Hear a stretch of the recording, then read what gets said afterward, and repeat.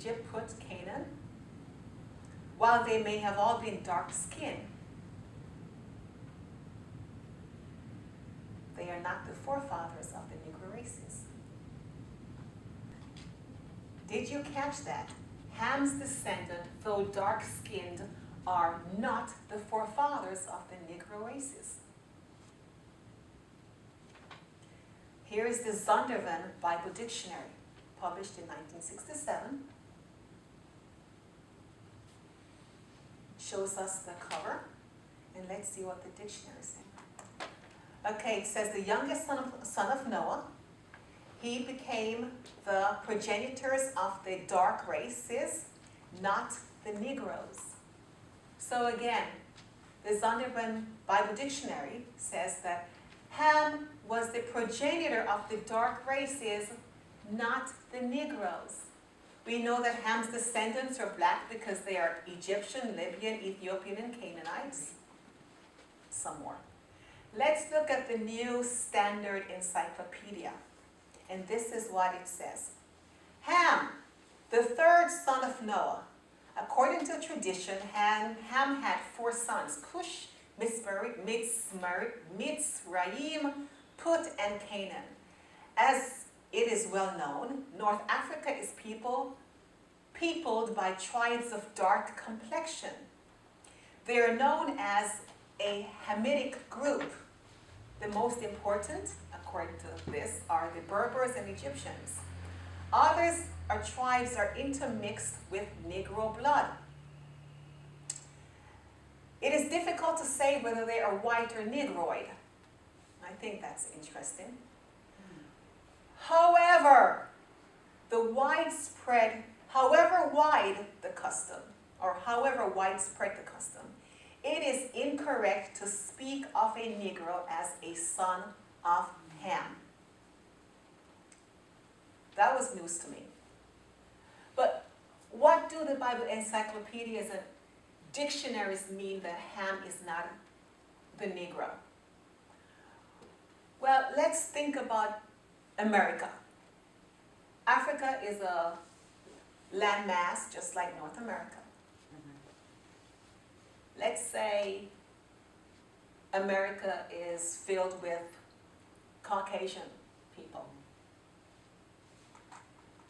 But not because you're white. Not everybody is Irish, Italian, French. They're different nations. It's just white people. But you don't classify everybody. Oh, you're American, so you're white. Likewise, classifying people who live on a landmass of Africa, you're African because you have a relationship to the land. But not because you're black doesn't mean you're from the same nation. I want to mention, give kudos to Cal Cruz. He's a computer graphic guru, and he does a map of Africa, and what he did, he showed how massive the continent is. And if you look at Google Map and you just see the satellite image of the Earth, the continent of Africa takes up so much land mass that you see just little bit of blue around the edges. It's huge. You can fit the United States in it like 3 times. You have the United States, you have a list of countries that you can fit like the entire European continent in it. That's how huge Africa is, but we don't know that because the maps that we see at school, the ones we're accustomed to, make Africa way much smaller than it is. Because they don't want you to know the wealth that they have taken, and they don't want you to know the truth about Africa. So, there are different people groups on a landmass, even though they have a relationship to the land.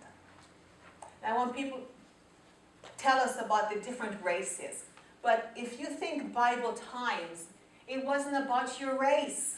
Keep in mind, it's like 9 to 10, black to white, or 90 to 10. And I just say that figure based on the figures that we know today. It's about nations.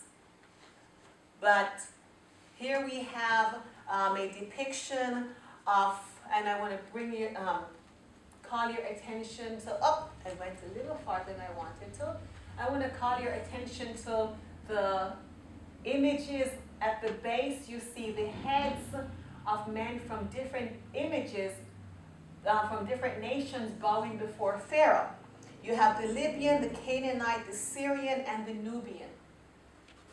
They're all black people. However, the artist's rendition of the very images, and here is the original one that's on the walls in Egypt.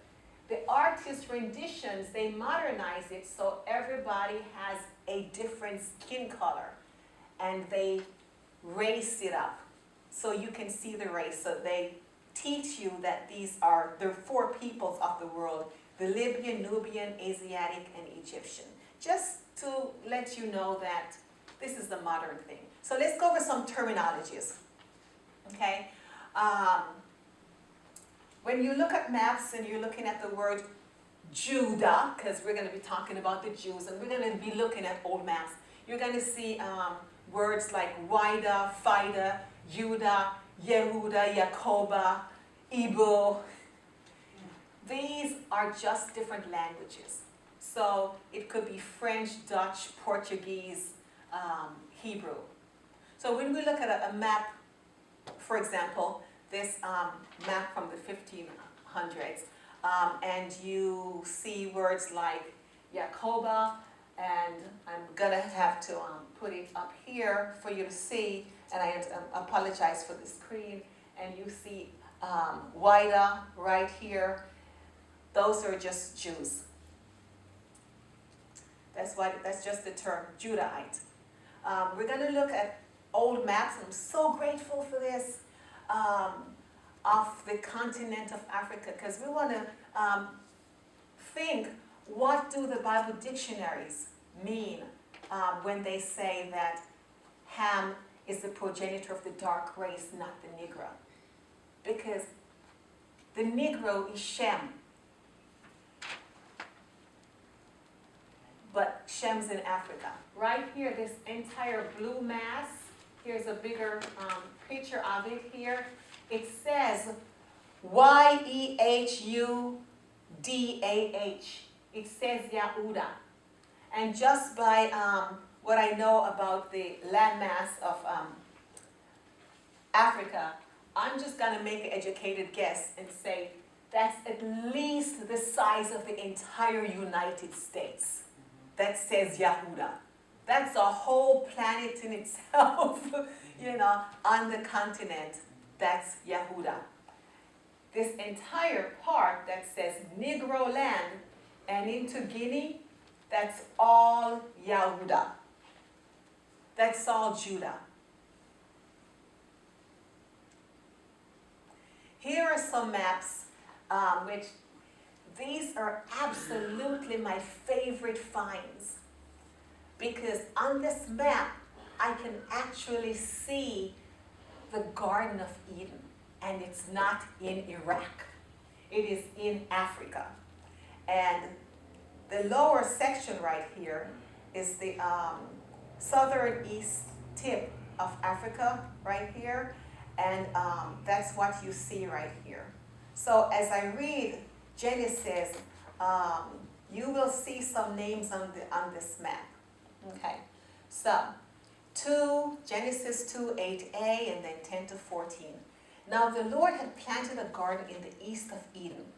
A river watering the garden flowed from Eden, and from there it was separated into 4 headwaters. The name of the first is the Pishon, right here.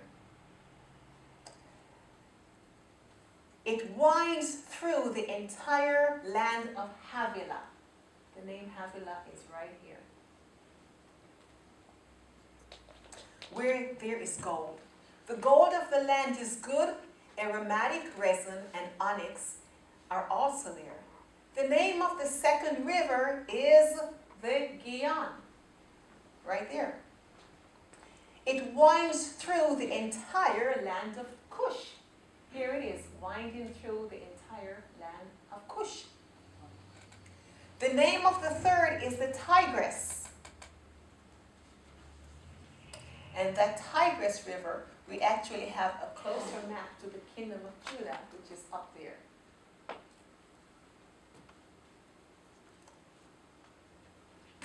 It runs along the east side of Asher. The fourth river is the Euphrates.